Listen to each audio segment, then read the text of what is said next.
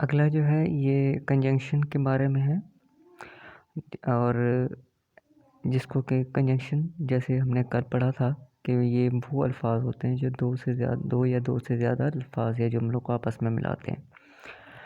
A conjunction after and before are used to connect two clauses which use past perfect tense and past simple।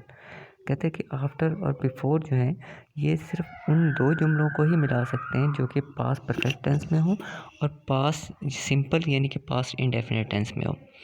The past perfect tense always comes with a clause of simple past tense.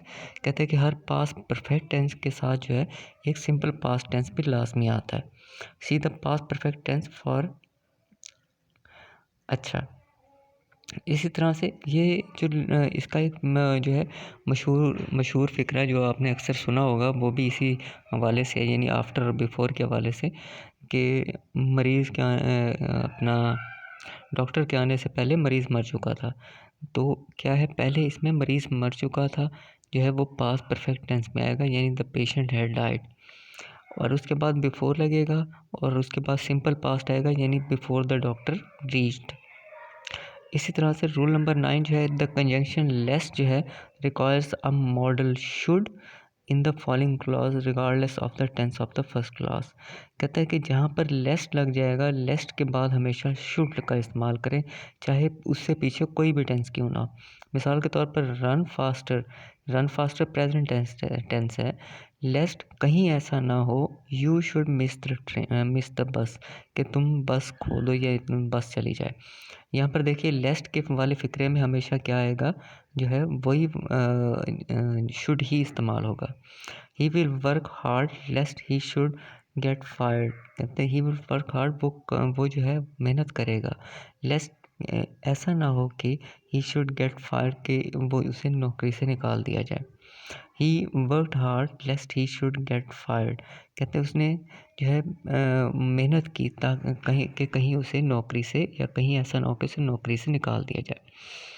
Models always take the base form of the verb after them. अच्छा, अब क्या ये जो है जो model auxiliaries होते हैं वो हमेशा अपने साथ जो है बेस फॉर्म लाते हैं। मुराद क्या है कि अगर आपने किसी जगह पर कोई हेल्पिंग वर्ब जैसे कैन है, मे है, वो लगा दिया है तो इसके बाद हमेशा फर्स्ट फॉर्म ही लगेगी। अब चाहे कैन लगाएं, कुड लगाएं, माइट लगाएं, लेकिन इसके बाद हमेशा फर्स्ट फॉर्म लगाएं। रूल नंबर 12 जो है इट इज़ टाइम और it is high time requires a verb in the simple past if there is a clause after it. कहता है कि ये जो है इट इज़ टाइम या इट इज़ हाई टाइम, इनके बाद हमेशा जो है आपने सिंपल पास टेंस ही लगाना है। या इसकी कंस्ट्रक्शन वो इस तरह से बताता है, it is high time plus यहाँ पर लगाएं subject plus simple past. It was high time subject फिर पास्ट परफेक्ट, और इट इज़ हाई टाइम फिर इन्फिनेटिव। मिसाल देखिए, it is high time you studied attentively. It is high time कि ये इसके बाद हमेशा पास्ट टेंस आएगा, पास्ट इंडेफिनिट आएगा। अगर इट इज़ टाइम आए तो टू स्टडी अटेंटिवली, तो इसके बाद इन्फिनेटिव जो है वो लगाया जाता है।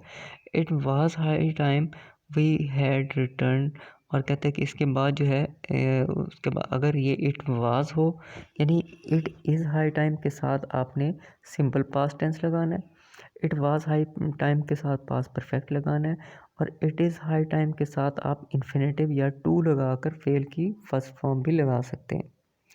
The conjunction as if as though और कहता है कि ये जो दो कंजंक्शन है एज इफ़ और as though take simple past past perfect tense in the following जो है क्लॉज। कहता है कि वो जो है ये जो एज इफ़ या एज दो जो है इनके साथ सिंपल पास्ट या साथ ही साथ पास्ट परफेक्ट टेंस जो है वो लगाया जा सकता है, यानी कि या सिंपल पास्ट लगाएं या पास्ट परफेक्ट टेंस लगाएं।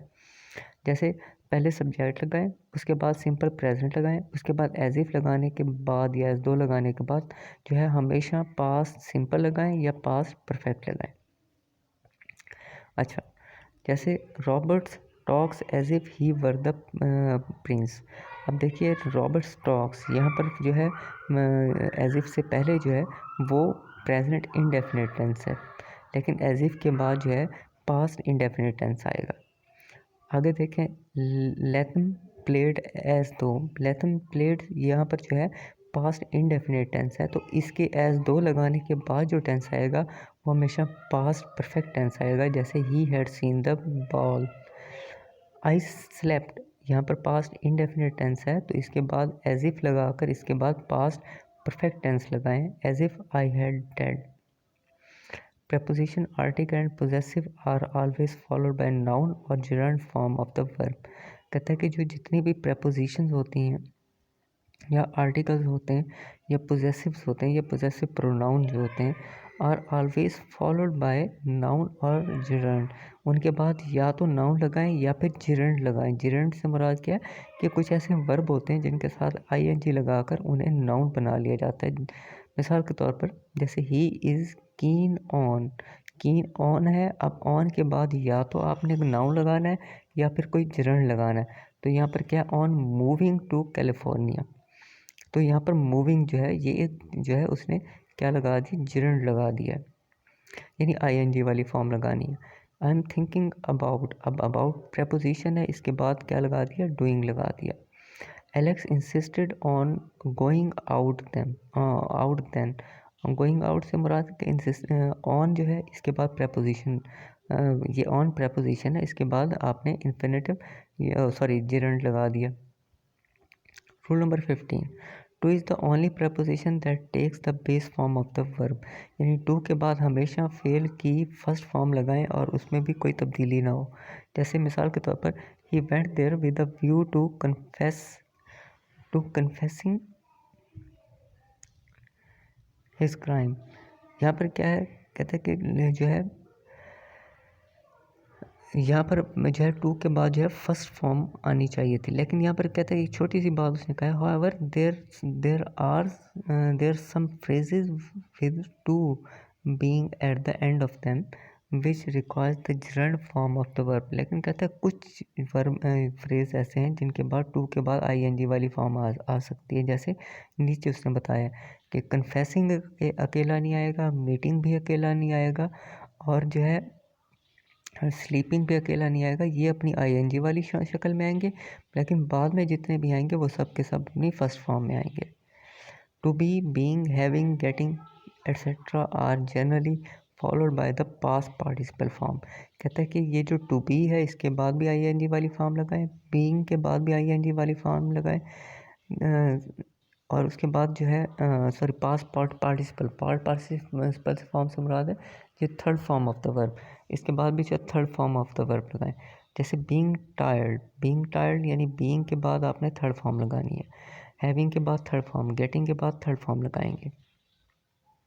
Positive verb always takes the next verb in its base form. कहते हैं जितने भी पॉजिटिव वर्ब हैं इनके बाद जो अगला वर्ब होगा वो इनकी बेस फॉर्म यानी प्रेजेंट में जो है प्रेजेंट फॉर्म में आएगा। अब मिसाल के तौर पर I had him wash the dishes. अब जो है यहाँ पर क्या है कि he makes me do all the, यानी कि अगर एक बार जो है वर्ब अपनी किसी शक्ल में आ जाए तो उसके बाद वाला जो वर्ब है वो फिर अपनी पहली शक्ल यानी बेस फॉर्म में ही आएगा।